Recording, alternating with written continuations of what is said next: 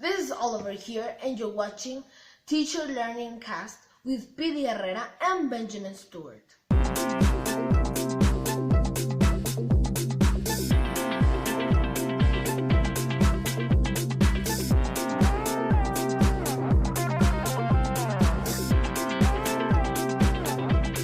Okay, hello everyone, and welcome to Teacher Learning Cast, episode number 2. My name is Benjamin Stewart. And at the other end, this is Piry Herrera from Aguascalientes, Mexico, starting our second show, Benjamin, which I'm very glad we managed to accomplish this adventure since last week. Absolutely, it's a beautiful day here in beautiful Aguascalientes. And we're anxious to get started with this. We've been talking about it for some time now. We started last week, and we're happy to know that we have a few followers already in Facebook. If you want to get involved in the broadcast, we want to make this a podcast community as much as possible where you can be an active participant. So we are always looking for people to participate in the live event with us, and also those who want to participate via just different forums that we have. We have a Facebook page at Teacher Learning Cast. Feel free to join the page and post your comments and suggestions based on what we're talking about each week. And I'm also transmitting in Facebook Live for some people. And if you want to have a better view, well, you just click on the link above and you will go to the streaming, which right now we just have the view of the background. We still don't have the streaming there, I guess. Maybe there's a lag delay or something, but we are about to have the live streaming going on there. And today, last week, we were discussing a couple of things about Creative Commons. We were discussing about technology that speeds up communication with the students. And for this week, we have a couple of issues we want to discuss with you. And Benjamin, what do you have for this week? Well, I'll go ahead and share my screen today. I wanted to talk about, I came across an article called Making Teaching Personal. I'm going to go ahead and get my screen here going so that you can actually see the article. Right.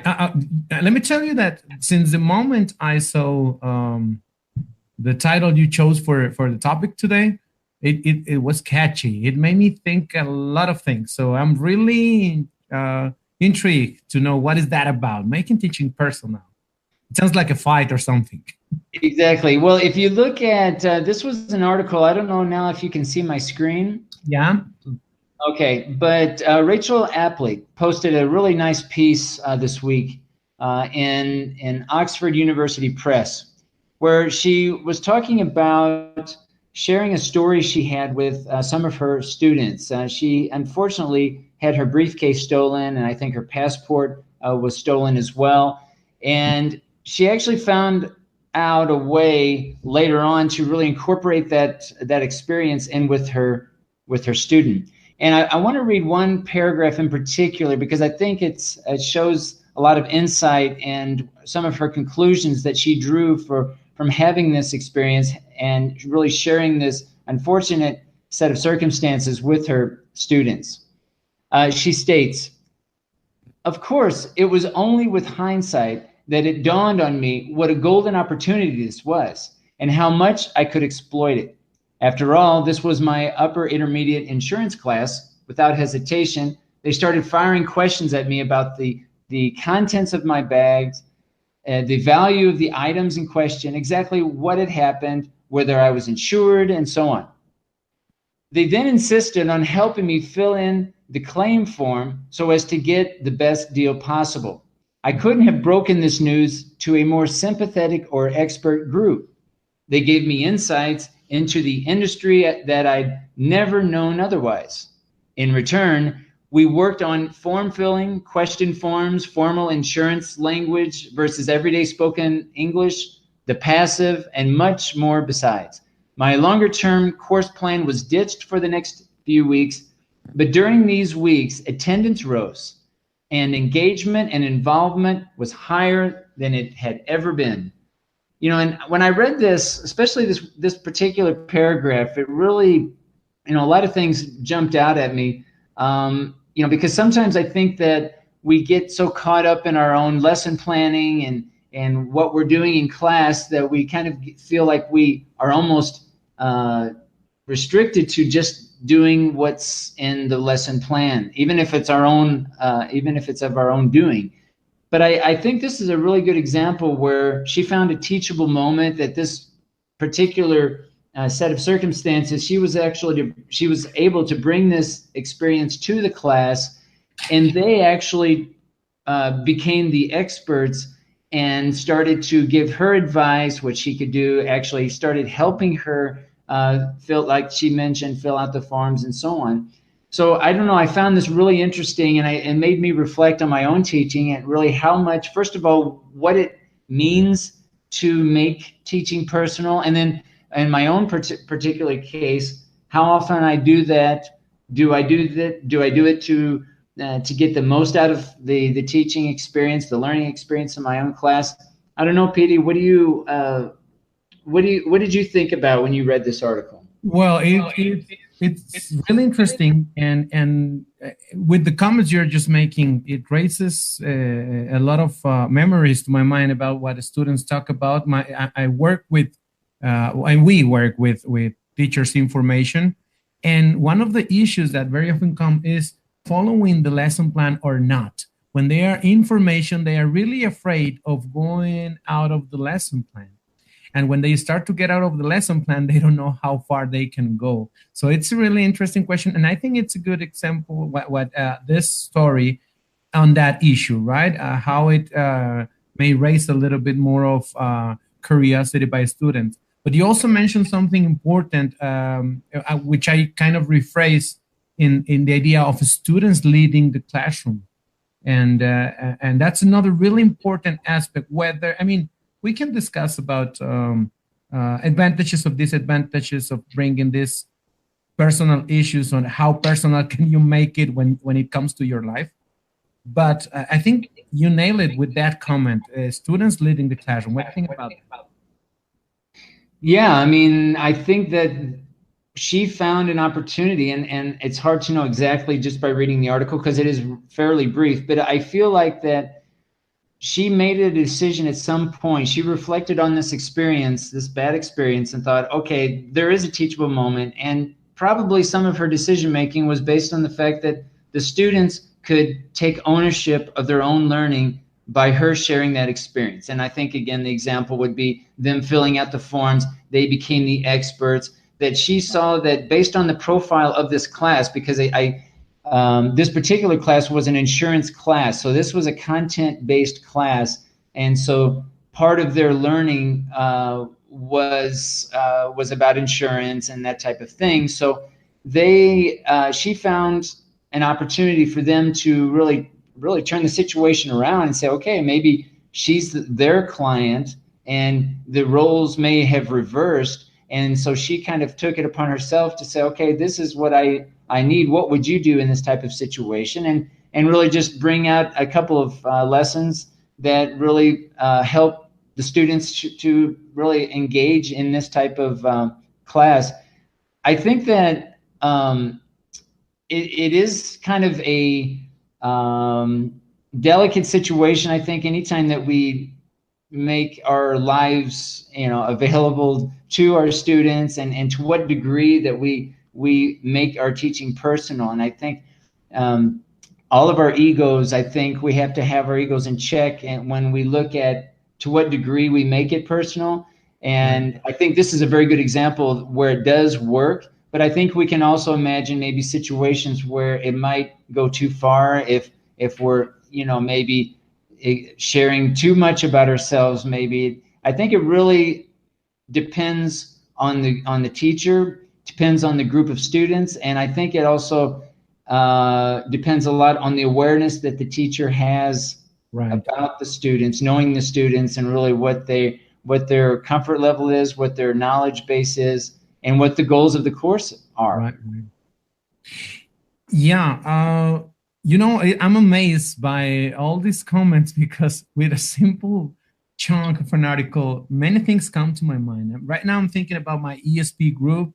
They're carrying out a needs analysis. I'm thinking about my teaching workshop students. I'm thinking about many aspects that in which we can analyze this. So I'm happy we have this space because we can share this kind of things. But something you mentioned is about the in progress decisions in the classroom in combination with the final comment you made about awareness, which I totally agree. If you that's the lead for your in progress decision, the awareness of everything, of students themselves, of yourself, your previous experiences, activities you have planned before, and you know how to handle, and that's how you can improvise. And I'm doing a quotation, quoting marks and at the screen, and because it's not really an improvisation. It's bringing back something you already done, you are aware of, and then making a decision. And this is what we want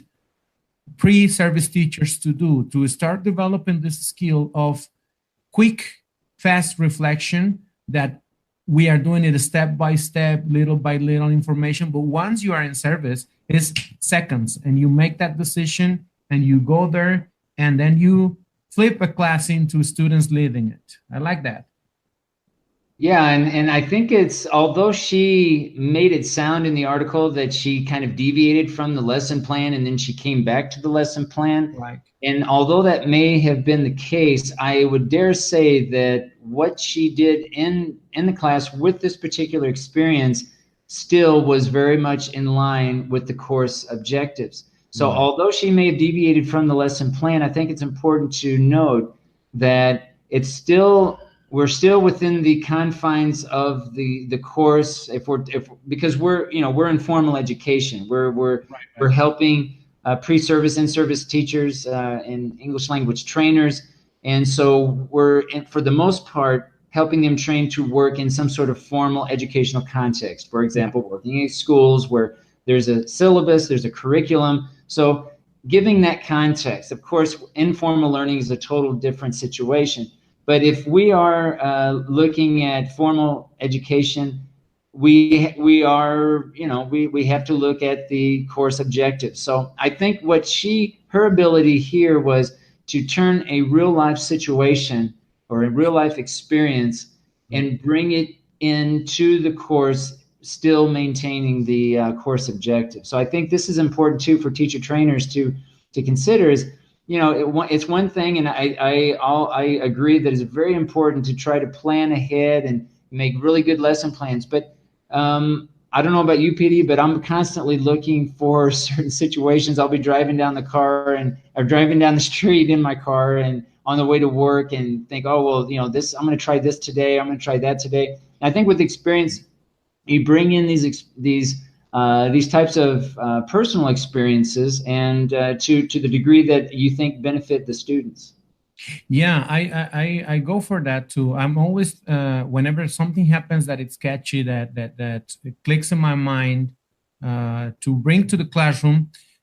Just one of the key aspects is that you have to know what's the objective for the following class. You have to be aware of what is going to come next, and so whenever something happens, you are not just thinking about the activity or the catchy aspect or the contextualized aspect. You have the objective in mind, and that's what makes the connection. And this is really important because sometimes we focus too much in the activity that we lose track of the objective. And but this is a nice example of how to make a combination. He never lost track of what could be next in the classroom and bring those activity and raise interest, because in fact, this is one of the aspects of ESP. You need to have constant communication with your students so you know what you can get from them. And there are things they for sure will know more than you, because in ESP, in occupational purposes specifically, they will know more about the field than the teacher. So there are many things that they already can handle and bring into the classroom. So I totally go for that too. I agree with this idea, and leads me to the idea of contextualization. Yeah, I'd like to remind everyone that our today's broadcast, if you want to follow us on Facebook, you can certainly do that just by searching Teacher Learning Cast. And we do have a Facebook page where you can find all upcoming broadcasts. We really encourage all of you to participate. We're always looking for those who want to participate in our live broadcast, in our Hangouts on air. We really want to get more pre-service and in-service teachers involved in the conversation. You can also get involved in the conversation by just simply posting basically in Facebook. That's probably the best bet, but you can also follow us online. I have a website, and that's located at benjaminlstewart.wordpress.com, and Petey has his website. Yeah, Ben, I just want to heads up. I think the live streaming right now on YouTube is not going on, but we're still recording the session, and we have this live streaming through different sources, and you can have access on demand later on. So because I'm asking the followers in Facebook to click on the link above and go to the original streaming, but I can see at the screen that it's not going on right now. We don't have the live streaming at YouTube, but well, we put it on demand, so don't worry about it. And yes, I do have my webpage where you can see, well, it's my narcissist space where you can see what I do at work. But you can also watch the TLC transmissions and the links to the previous cast, and that's at Homers 2000 with double M and numbers, homers2000.wixsite.com/PDHA. And the link is also above, and you can click there and you can get to my website and surf around and see what you can find. And I also have on my website the at benjaminlstewart.wordpress.com. I have a link called or a tab at the very top, or a page, I should say, Teacher Learning Cast, and there you should be able to see the broadcast as well. I understand maybe we're having some technical difficulties right now, but it will be made available there. All recordings will be posted to that page as well, and we're trying to find the best way to organize all of our video content so that it can be easily found. Right. So, Petey, I know that you had finally, before going on, just remind everybody to get involved, please. The idea of this cast, of these transmissions, is to get communication flowing, and we would like to hear from you right now. You can post it on Facebook or by any source. You can send it to us, email or whatever. But you can do it later on when you look at the on-demand transmission, and you can contact us. You can give us your comments, ask questions, request for topics, and we want to invite you to come. We want you all to be part of this, and if possible, we are available for you to show up to the transmission, and we want to make this part the core of this transmission, you guys getting involved. But I know it's just the beginning, and thank you for watching. So what's next, Ben? Well, next, I think you had some interesting comments. It's kind of related to what we talked about in the first segment, bringing context into EFL classroom. So could you share with us a little bit about what you're thinking in terms of content-based learning? Right. Yes, I was thinking about many topics for this week, but this is one of the aspects I normally take with my students, and we always I'm kind of always naggy about having context in the classes, and this is because of the idea that here in our context we are in Aguascalientes, Mexico, and here in our context, education leads for the idea of the teacher presenting information and the students just following and doing some practices about it. And the focus is that, just to have some information in which students will practice, no matter what kind of practice it is, as long as they practice the information that was given by the teacher. So I nag with my teachers' information about adding a context, adding a real context to the classroom. I found, I want to share with you guys, I found this. I don't know if you can look at my screen right now, and you're going to see Yes, I see it. How to set a context. I found this is one of the shares that are quick views about main elements, quick guides for main elements in the classroom. I just wanted to see you all. It's very short. You can read it, but it's really concise and precise on different aspects. Obviously, well, it's focusing on this different aspects, which are topic, context, function, and form. The guys at Facebook may not be able to see it right now because we are doing the official transmission in a different way, but you can go back on demand and look at this at the link and this idea. But what I want to focus on isn't the aspect of the context. It says context, the where and why of the language situation, taken to a friend who is looking for a job, that is looking for a job. That's a context, right? If you go through the reading, it gives you a little bit of idea of the context idea. But I wanted to make different aspects because context is not that simple. It's not just thinking about what I'm going to bring into the classroom. And I managed to separate two different points of view of context. The first one is whether to set a topic of interest for students, a broad context. In other words, something like if you're talking about health, if you are talking about sports, if you're talking about famous people, if you're talking about Hollywood, or whatever you bring into the classroom, into the English classroom, right? But you may be able to be more specific, and you may be able to have a situational context. Now, yes, you may talk about health, but the question is, what about health, and what exactly is the situation in which you would talk about health? I don't know if I'm making this through. It's not just going to medicine, but in which situations of life you actually talk about medicine. Does it make sense, man, to you? Yeah, absolutely. I mean, I think when we look at context, we're looking at basically everything that's not linguistic, right? The whole situation, and just remove the language part, and you basically have the context. So for me, what I think of relationships, what's the relationships between the speakers?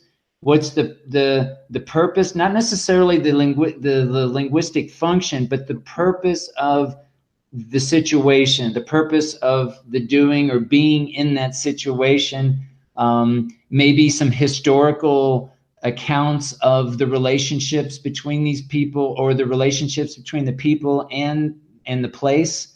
And Right. so it really looks at every possible aspect of a situation, but removing the language part. And so as teachers, we try to think of that. How can we bring that as much as possible to the situation, to the classroom, so that students are not just thinking language, but they're thinking beyond language, Right. and in terms of relationships and historical context, etc.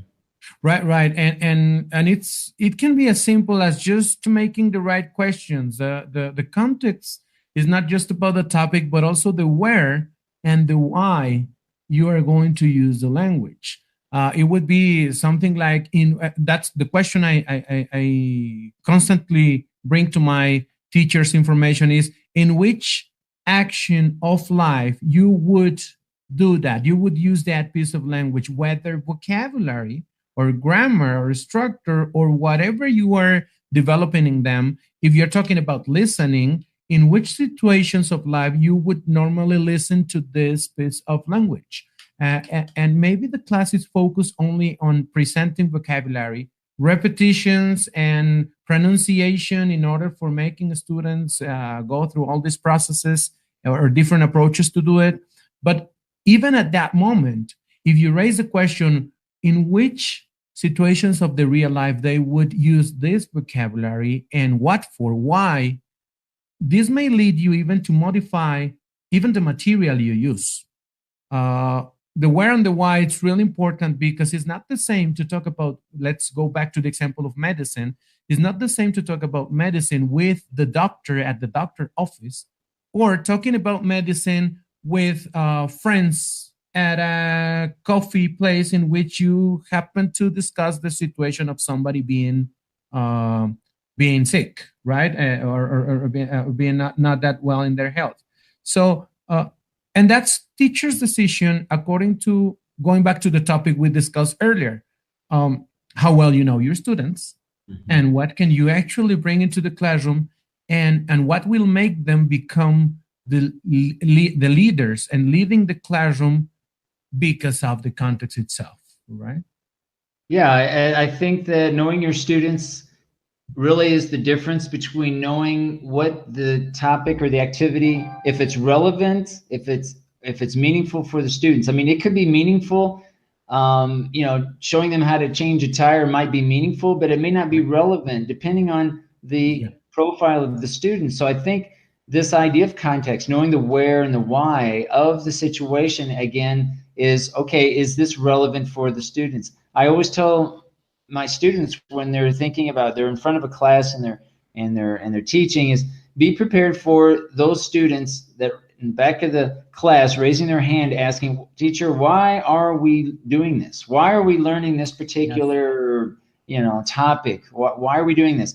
And hopefully whatever they're doing with their students, it's going to be obvious what the value is, what the relevance is, but it may not be. So we need to be prepared also as teachers to be able to articulate that, to be able to explain, okay, well, this is why you need to know this. This is, this is why this is important. But I think thinking of context and really in your lesson planning, when you're thinking about how you're going to bring together the why and the where of the context, try to keep that in mind. I think it's important to keep that relevance in mind so that everything that they do has some relevance, right? That's our goal, right? Right. And you bring to my mind, I just a couple of weeks, I gave a presentation on the use of language. I think I mentioned that last week, the use of language and the use of voice in the classroom. And one of the aspects is that the audience, when you speak, they just care about three things mainly, which is, what is it that you have to say? The core thing of it. Why do I need to know that? And how do I do it? And that's it. If everything else it's not relevant. And that's pretty much what you just said, right? When I think about a context, it's that you need to know the whys and the hows, the situation of that piece of language that you are going to teach. But I want to go a little bit beyond, because that's not the only aspect we can focus on dividing or completing the context. There are also another aspect that I manage, which is having an explicit context or having a content integrated context. Let me re-explain a little bit, because these are words that just come from my mind and I put them like that. But these are technical concepts based on theory, right? The explicit context would be the idea of telling students the situation and trying to simulate the situation in the classroom, making students aware directly or indirectly that it's a simulation of real life, right? So once you decided the where, the why, and the situation of the real life, you simulate with the students and they know they are in a play and they are in a role and they are in a simulation. Whether you just tell them to imagine, whether you bring an image, whether you give them a role or something, okay? But there's another way to bring context, which is directly without simulating, actually having a content class in which the content itself occurs in the classroom.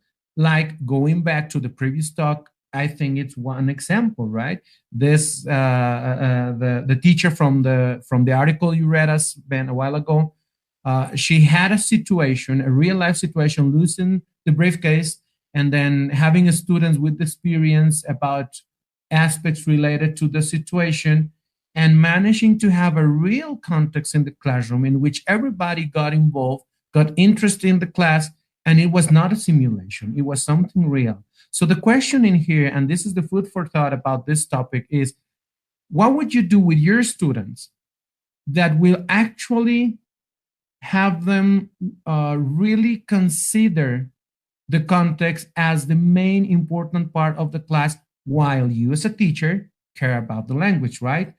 But what will you bring that is not simulated, that is actually real for students? What do you think about it? Or what would you do, Ben? Yeah, I mean that is the question. I mean that's the question I think we all try to consider when we think, how authentic can our classroom experience be? And for me, the first thing that I think about is some sort of service learning.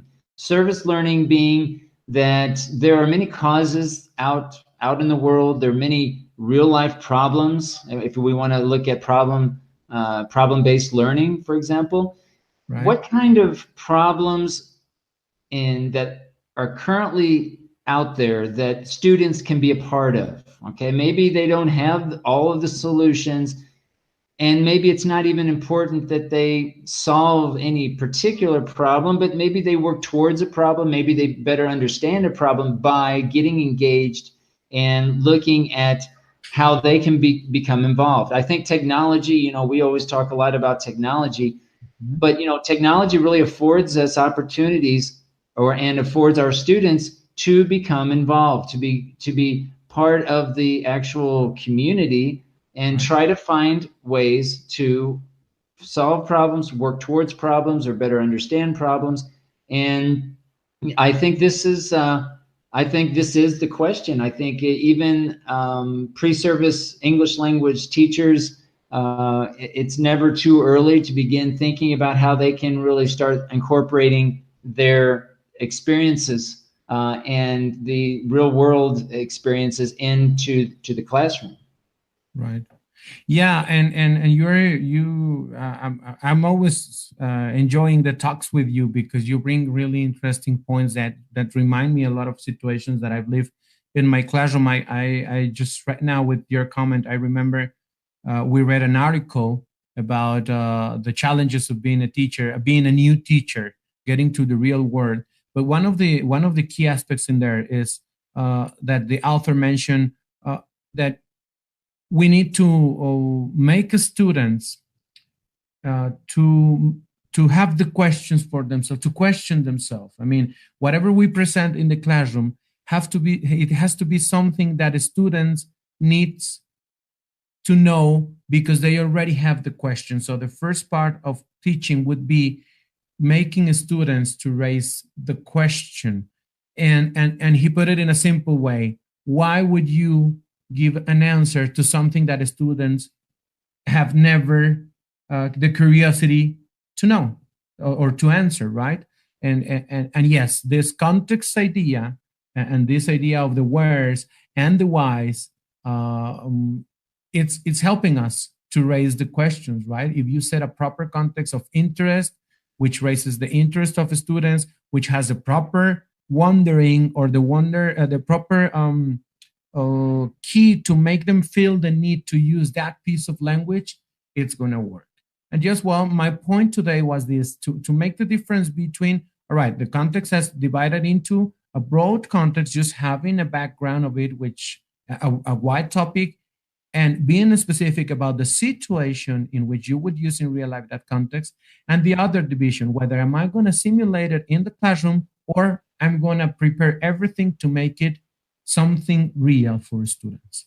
Yeah, I think the last thing I would end with that is, the communication again is important, and we focus on communication, but I think it's really about relationships, and having our students realize how understanding the context, the where and the why, understanding how they can improve and become better communicators, really at the end of the day allows them to have better relationships. So I think if we can help them realize the relationships that they currently have and how they can form and continually to grow those relationships through their understandings of the language and of the content and of the situation, I think we're on the right track.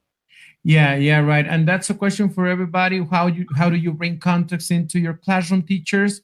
Do you often bring context into your classroom? Do you simulate the context, or do you actually bring something that more like task-based approaches, like doing real context in the classroom? All right, how we're doing in time, Ben? We're okay here. We've got probably 20 minutes left, so more or less. Okay, and we remind everybody that we have different sources for streaming. Today we have technical problems with the YouTube streaming, but you can follow on demand later on, and maybe you are watching right now on demand. And just we want you to share with us, give us comments about the topics, send us questions, and work with us. Because right now we are getting into what I want to make a weekly thing, share an actual vivid experience of the week, something we have read, something we came across, a situation it happened to us, and we invite you to share with us your week situations. All right, Ben, what was your situation this week? Yeah, I'd like to add before I get into my experience too, one last thing too, just to our listeners, as Piry introduced a question asking everyone how they would introduce context or content into their own classroom. We really recommend, or we have no problem revisiting certain topics again in another week. So for example, next week, if you want to come in and share some of your experiences in our broadcast, we would love that. That's why we're here. This is why we're doing it. So we really have no problem revisiting any of the topics that we've seen in the past. If it's something that you want to bring and share, that's what we're all about. This is why we're doing this. So I just want to throw that out there. Really, everyone has an open invitation. It's just a matter of getting with us, and so that we can schedule it and bring it in to the live experience. So speaking of live experience, we have a segment here. It's one of my favorite segments right now, is sharing experiences. And what we try to do on a weekly basis is to think about, reflect on the current week, and see what we can share. So this week, I'd like to share briefly an experience. Again, I'm going to share my screen here so that I can show you a recent post, a piece that I did looking at a recent classroom experience that I had, and I titled the piece "Academic Writing Self-Assessment." This week I am teaching a 4th semester composition class, and we're working on our first essay. And we've been working on it for some time, maybe 3 weeks or so, putting together a 5-paragraph essay. And this is an academic essay where students are expected to cite and use APA, the American Psychological Association writing format for citing and referencing different sources. And what I tried this week, and I've never taken this exact approach before, but I wanted to share and have a group discussion with my students about certain writing errors. So what I did was I went through and looked at their Google Docs. All of my students have an individual Google Doc that's shared with me, so that I can also go in and make comments, make changes, or make suggestions to their work. And what I did was I went through, without really leaving a lot of comments, but just kind of getting a feel for certain errors that I saw throughout the group, came up with a list. The list, in fact, that you see here. This list is in no particular order, but there are some, I would label, common academic writing errors that I commonly see, not just in this group, but in every group that I come across. These are errors that I speak probably 80 to 90% of my time on. So they're very, very common. So I created a list, and with the class as a group, I basically took one point or one error at a time, and we looked at each one and discussed them. So we're in class. All of our students have internet access. All of my students have some sort of device. I would say probably 60% of them have a laptop, because again, this is a writing class, so it's comfortable for most students to use a standard keyboard. Everybody else, all the other students, probably 40 or so percent, they use their cellular phone. All right, but they all have access to their document, their Google document, in class in real time. So what we do is I take each error at a time, and they go through and make those changes one at a time. So I'll give them a few minutes for each one of these as they go through and make some of the changes. Now, some of these errors require more time that they can possibly do in one class. But the point is that I want them to at least understand the error and ask questions if they're not sure how to fix the error, or how to identify the error, so that we take each one in turn as a group, and we kind of work as a group to go through some of these, again, common errors that I typically see.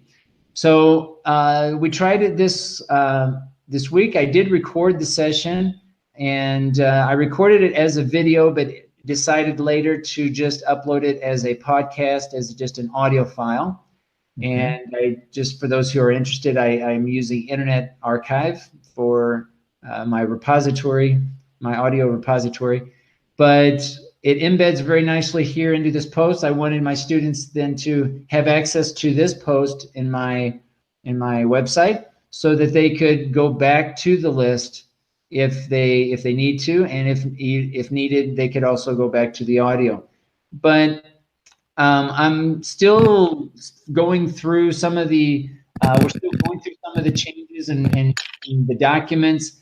I did notice after I implemented this class that students were still making a lot of the changes. So I'm still evaluating whether or not, how successful or not this particular class was. But I think my change in approach this time around was the first time providing feedback, less comments directly in the document, and having them have more of an opportunity to self-assess, so that they can start looking at their own particular errors. And one thing I forgot to mention that was really the reason for doing this. I wanted the students to create 2 columns. So as they were looking at each of the errors, they put in one column things that they did well, and in the second column things that they needed to consider, or maybe things that they needed to look into or ask questions about later, but that they have 2 columns. And my hope, it was that going through here, that they could first see what they do well, because invariably some students they're not missing, they don't have all of these errors at once. They do some of these things fine, other things they need to work on. But I wanted them to recognize the things that they already do well. And as we do this, if I decide to do this in a future essay, over time, the hope is that they will see that they're making less errors, or they're improving in certain types of errors, but that they'll have the self-awareness through the self-assessment process of improving their writing. Van, and I'm just amazed, because it's raising in my mind the idea that I don't know if you noticed that, but this is self-assessment, but at the same time, this is shared with everybody else. And the resources, the technology is giving you the opportunity of having, again, a different format from a traditional point of view. What I mean is, we have self-assessment, we have tutors assessment, and we have peer assessment, we have external assessment, but this kind of assessment becomes something different. And I think, and I suppose there are other teachers doing something similar, right? But I wonder if anybody has ever reflected on the idea that this is a new term for assessment, because it's a self-assessment, which is not only self-assessment, it's shared, it's open, and other students can go through it, and it provokes them to have their own self-assessment, but at the same time based on somebody else's assessment, which I think changes the picture, right? It would be interesting to talk about this deeply in a further cast, and see if we can find any leads about this new format. It came to my mind the idea of communication. Before we had the speaker, the message, and the receiver, and now with technology it all changes. But this is also the same, right? It's self-evaluation, which is not only the student himself evaluating himself with a guide. It's much more than that. Yeah, well, this is one of the things I talk a lot about with my students, because since my students, as your students, I'm sure you can relate that, right. We set the example, for better or for worse. We're setting the example. I mean, they're looking at us and looking at what we do and evaluating, okay, is this good or is this not? Is what the teacher's doing Do we agree with his pedagogical approach, or do we not? And you know, that's normal, and that's what we want our students to be doing as future teachers. So Yeah. one of the things I want them to realize is that I know that I ask my students to work transparently, and some students may or may not be used to doing that. But there is a reason, and I want them to show that even though I'm asking them to work transparently, I, as their instructor, am also working transparently in that the way that I'm evaluating my sharing today with everyone, what I'm doing with my students and how I'm evaluating, I'm being assessed as well. People are looking at me and saying, okay, that either is the dumbest idea I've ever seen, or that might be something to consider. And that is something that I have to accept. In fact, I personally embrace that, because in my post, there's a little comment section at the bottom. So if someone wants to share and agree or disagree, show another perspective, or share a variation on what I'm doing, or make a suggestion, it's all good. It's all good. And so for me, this is why I like to do this, not just for, just for the pleasure of doing. I mean, but I like to do this because I want to show students that, yeah, I'm also being critiqued, that I'm also being under the magnifying glass when others are looking at other educators who have more experience than I do, have more knowledge and experiences that they are critiquing, whether they decide to leave a comment or not, whether they decide to follow or not. But that's kind of the point. And I think that's kind of what you're talking about, is really just this beyond the classroom experience with just the students, but also now the teachers being part of the evaluative process. And we can take it a step further. And, I could, in my class, give out a questionnaire where I ask them, okay, how do you feel about the class? How are things going? Or did you like when I did this particular thing, or whatever?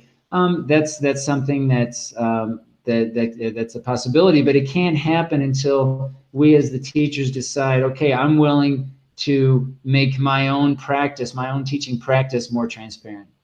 Right, and that raises the bar, and that gets you out of the comfort zone and makes you do better for the right reason that you decided to do better.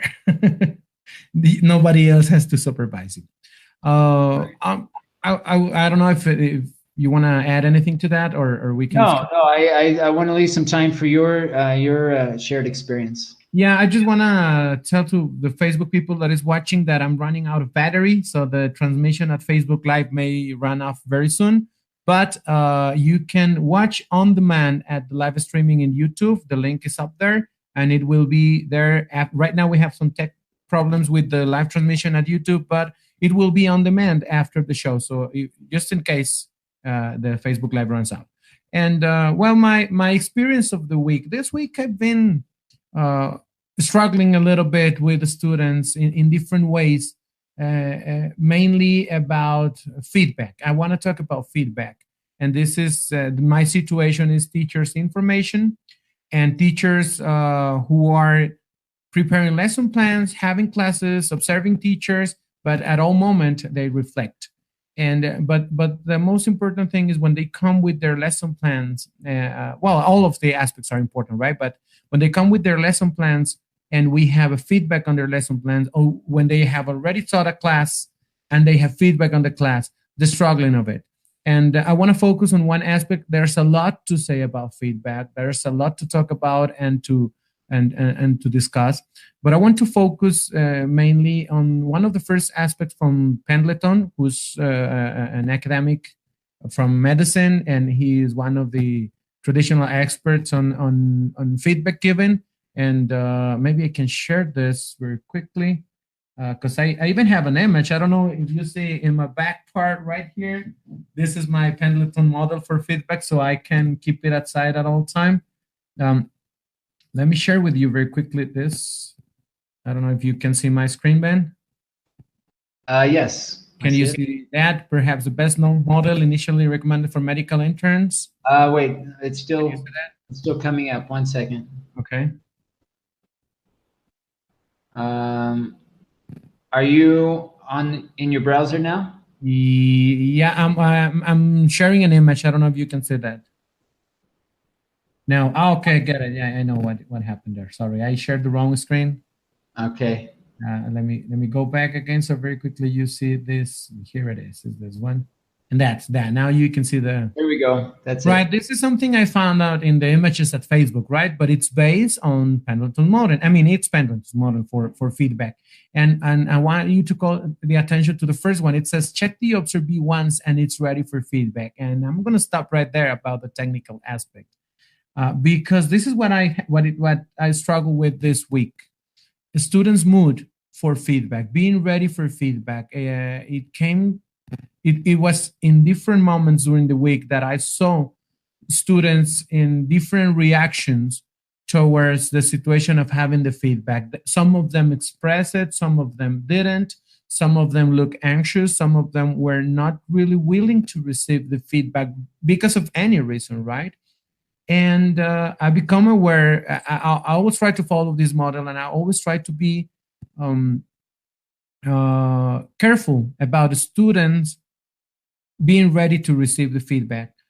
But at the end, I managed to realize I tend to, anyhow, no matter what, I managed to give the feedback. And what happened to me this week is that there was a situation with a student in which it was not the right moment to have feedback by any reason. So whatever I said would come in a misinterpretation from the student. And there was a moment in which he even externed that there was a lack of communication that started that with the person that is going to receive the feedback not being in the mood, not being ready for the feedback, and me as the tutor giving the feedback, not working in that aspect and getting into the point because of matters of time.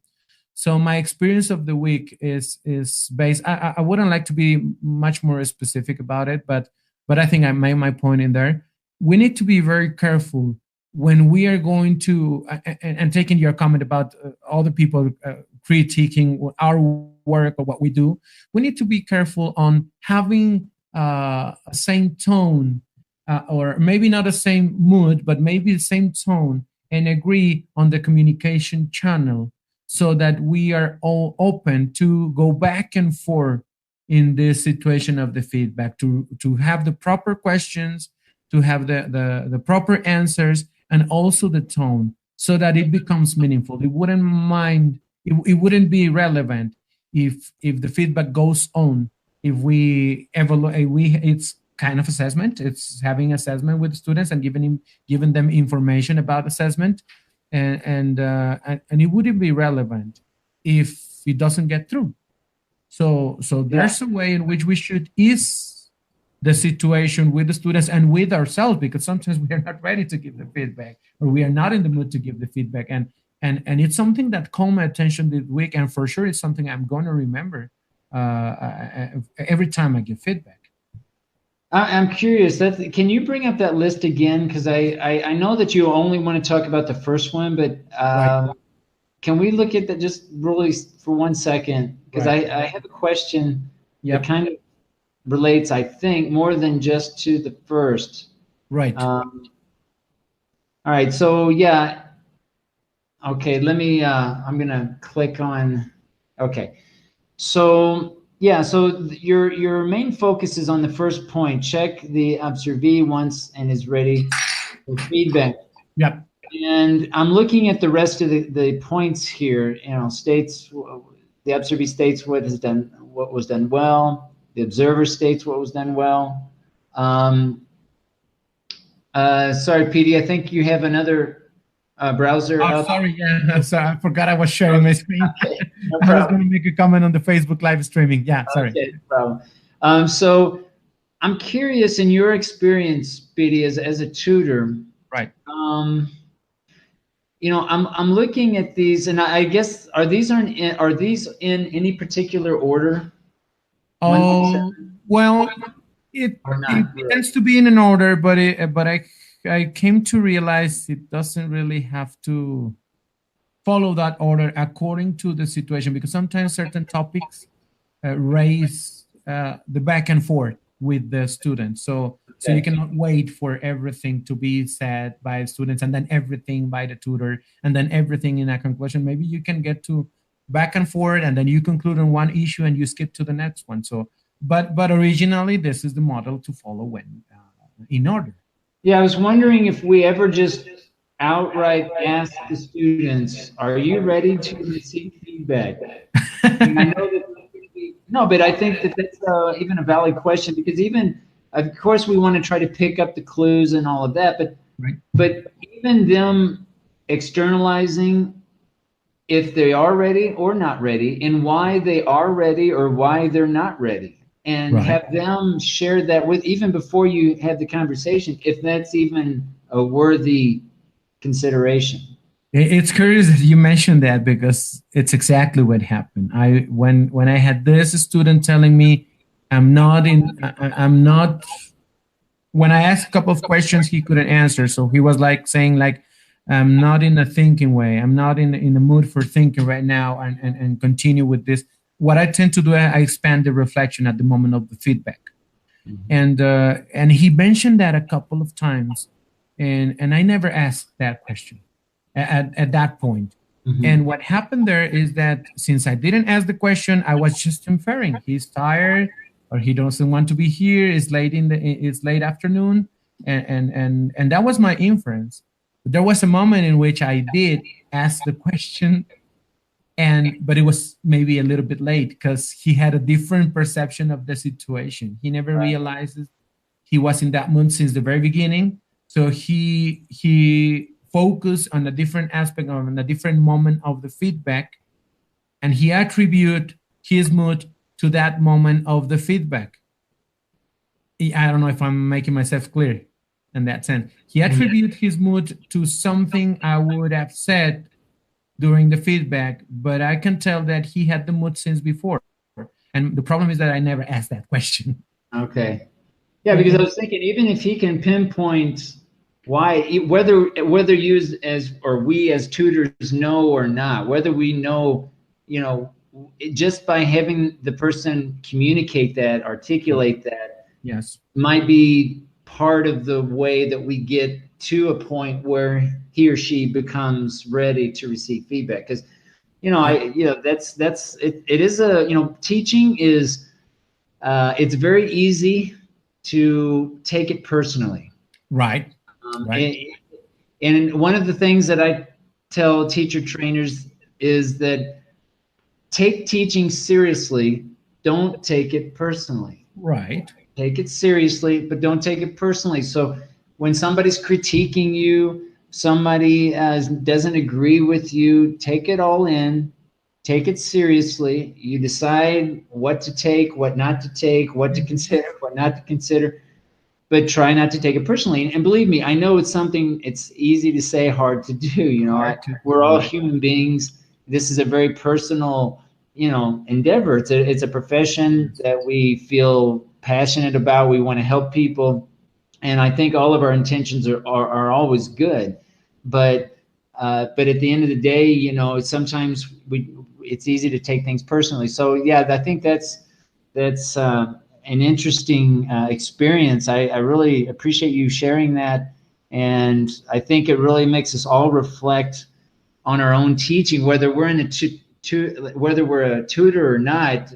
We as teachers are always taking on a role of tutor in certain cases, and I think we can all relate to that. Where I can see in my students, I can detect sometimes when they're not ready, and there are times where I know that I don't detect it and I don't realize it, and they're just not ready.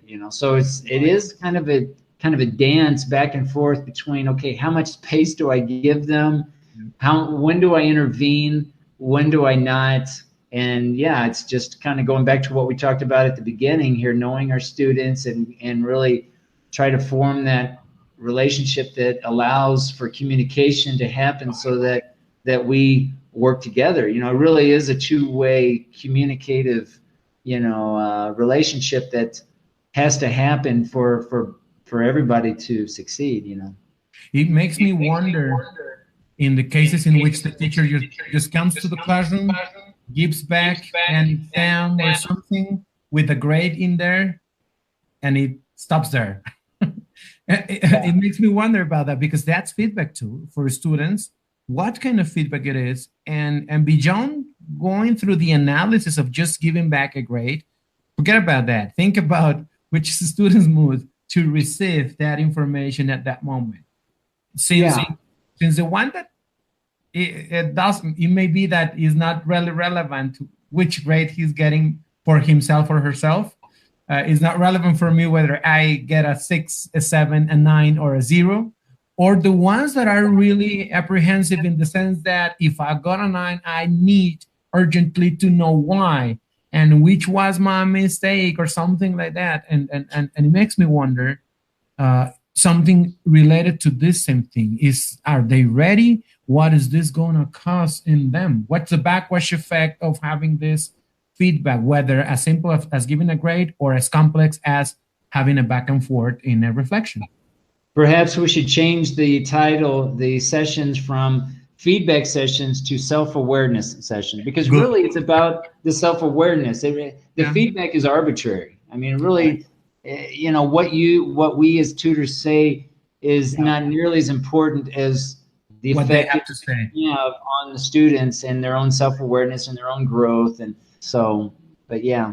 And there's another topic we can take later on, because we can discuss about feedback, many things. And yes, I totally agree with you. There are things that they have to become self-aware, and there are things they are not willing to become self-aware, and you need to start opening the door somehow.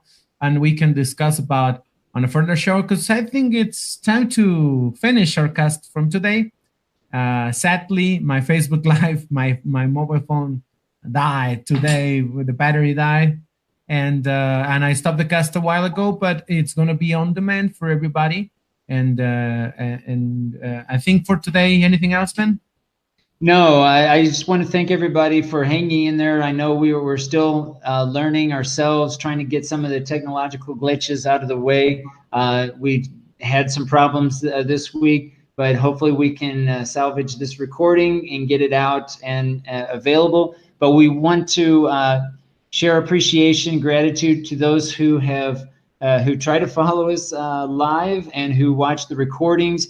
We really do want to hear from you. We want to know what kind of topics you want to hear. If something is resonating with you that we're talking about each week, let us know. We really want to hear your comments, the good and the bad, the ugly. We want to hear it all because we can all learn from those. So we're doing this because we want to reach out to the community and start a conversation, be part of the conversation. We don't want we don't expect to have all the answers, but we want to begin the conversation so we can hear from others in the field around common educational topics that we can relate to, that we face on a day-to-day basis. Thank you, everyone. Piry, thank you very much as well for participating. And we're going to be continuing this Saturday broadcast, usually in the morning around 8:30-ish. And so set your clocks, set your alarms, and again, get involved. Let us know. Give us some feedback about what you think of our show, and hopefully we'll see you in the next one. So for me, right, Ben, I just want to remind them the ways that they can access and have information about Teacher Learning Cast. And I'm going to abruptly share a little bit my screen with this information. We have the Facebook page. If you look for us, it's Facebook as TLC ELT, and you can reach information. There's Benjamin's website also, and there's the link, which is benjaminlstewart.wordpress.com, and you can reach his page, and you can also reach my page at homers2000wixsite.com. Piry Herrera Alvarado. Thank you very much, everybody. And thank you, Ben, for sharing this experience. I hopefully will see you next week. Great. Thanks, everybody. We'll see you next time. Keep learning.